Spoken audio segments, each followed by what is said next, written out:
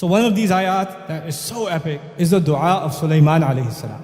You know, when prophets make dua, they make dua for akhirah, they make dua for forgiveness, they make dua for their future generations, isn't it? Listen to this dua. قَالَ رَبِّ اغْفِرْ لِي. He said, Master, forgive me. وَهَبْ لِي مُلْكًا. And give me the gift of kingdom.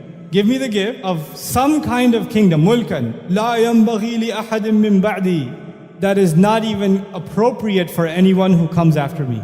Give me so much kingdom that it's not even appropriate for any human being that comes after me to have that kind of kingdom. Innaka antal wahhab. You are the one who continuously gives gifts. What is Sulaiman alayhi salam asking for? First thing, forgive me. Second thing, which is what shocked me, he asked for kingdom. Okay, that's deen or dunya, by the way, by our standards. Sounds like dunya, isn't it? And not just dunya. Don't just give me and give other people. He didn't just say that. He said what? Give me so much and give me something that is not even fitting for anybody else. Make me unique in what you give me. In where? In dunya. How in the world is this appropriate? It sounds like he's asking only for dunya. The beauty of this dua, number one, is his top priority. Ya Rab, forgive me. If you understand, Ya Rab, forgive me, then everything else about this dua will make sense. If you don't understand, Ya Rab, forgive me, you will not understand what the rest of this dua is. A human being can only do so much in this life. Then I'm going to be leaving this earth, whether I like it or not. My date is done. My time is done, the angel shows up, the appointment is there, it can't be delayed. The only thing that lives after me is what? As far as my akhirah is concerned and my forgiveness is concerned, I can make astaghfirullah, astaghfirullah, astaghfirullah. I can make tawbah to Allah, I can cry before Allah only so many years, only so many times. But what can help me earn Allah's forgiveness even after I die? It's called Sadqa jariyah, isn't it? Something good you leave behind. The hadith will tell us your Sadqa jariyah could be your money. One of the most beautiful forms of Sadqa jariyah is what? Your children, they do good deeds after you, yes? Allah has given different people different blessings. Some people have money, they don't have children. Some people have children and they don't have money. But al-malu wal-banuna zinatul hayati dunya. Money is a part of the beauty of this life. Children are a part of the beauty of this life, isn't it? Now Allah gives certain people certain capabilities and other people other capabilities. If you study the prophets in the Quran, they don't all have the same talents. They have different personalities and they have different special skills. They have different highlights. The thing about Sulaiman alayhi salam, his special ability is governance. He knows how to govern. He knows how to take control. He knows how to even control the rebellion of who? Of jinn. He can even do that. He has an unusual capability of government and controlling resources and making things, putting things to service. Now, is that a common quality or a very rare quality? The more power you get in government, the more corruption you get. The more absolute authority you have, the more absolute problems you have. Absolute power corrupts absolutely. So one of the greatest kingdoms in human history is the pharaohs. Case in point. Sulaiman alayhi salam is in a unique position. He has kingdom and he knows how to use it for good. What kind of sadaqah jariyah can he leave behind? Unmatched. He sees an opportunity. His akhirah to be reconciled by the talent that Allah has given him. And the talent Allah has given him is remarkable. He had an incredible, incredible kingdom. An incredible control. Incredible stability in his land. Over human beings and over jinn. So he says, Ya Allah, expand this territory for me. Give me kingdom above and beyond this, like you will never give to anybody else after me, because I know what Allah has given me. And by the way, you should understand something else about Sulaiman alayhi salam from the Quran's perspective. Sulaiman alayhi salam is the son of who? You know? Dawud alayhi salam. You should know something special about Dawud alayhi salam. There's a hadith about Dawud alayhi salam. Adam alayhi salam was shown the names of every single human being.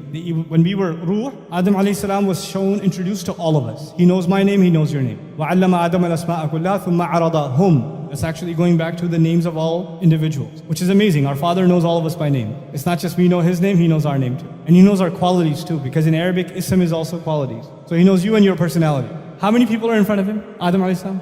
Unimaginable, yeah? And He picks out one of them. He says, who's that? That's your son Dawood. Give him 40 of my years. Make his life longer. Who did He pick out of all of them? You know what's amazing in the Quran? The word Khalifa only comes twice. It only comes for Adam and it comes for Dawood. That's it. It doesn't come for anybody else. Quran is answering the question that arises from that hadith. The hadith says that Adam alayhi salam did not pick Ibrahim alayhi salam, didn't pick Nuh alayhi salam, didn't pick Rasulullah sallallahu alayhi wasallam, didn't pick anybody else. He picked who? Dawood. Why? Because he sees something in him that he has in common. What is that? Allah has made Adam alayhi salam Khalifa on the earth. And Allah made Dawood alayhi salam Khalifa on the earth. Ya Dawudu inna ja'alnaka khalifatan fil ardi. Dawood alayhi salam is special. Now, Dawood alayhi salam himself is Khalifa, but who's his son? So Sulaiman alayhi salam is not just a prophet, he's also the son of a prophet, but a son of a special prophet. A prophet who was a Khalifa, a great ruler, a governor at the same time. And so his upbringing gives him knowledge of revelation, but also knowledge of how to live by that revelation, not only at the level of an individual and a family and a community, but at the level of entire governance. He's been brought up in that system, even before, even as a child. He's been brought up in that system. And eventually Allah grants him prophethood. So he realizes the value of leaving a legacy behind. He's learned that from his father. And so he understands that he's going to die, but his legacy should live on. The legacy of good that he creates should live on. And Ya Allah, give me something that doesn't even, because he knows his children are not going to get it the same way he got it from his dad. لا ينبغي لأحد من بعدي. Now what does that mean for you and me? You know, some people, they can't handle fame. Some people can't handle money. Some people can't handle a compliment. I've met people who say when I'm making salah and somebody passes by, it messes me up. Now they think I'm a righteous person. Other people, they could be anywhere and they're praying and they don't care, the universe doesn't exist for them.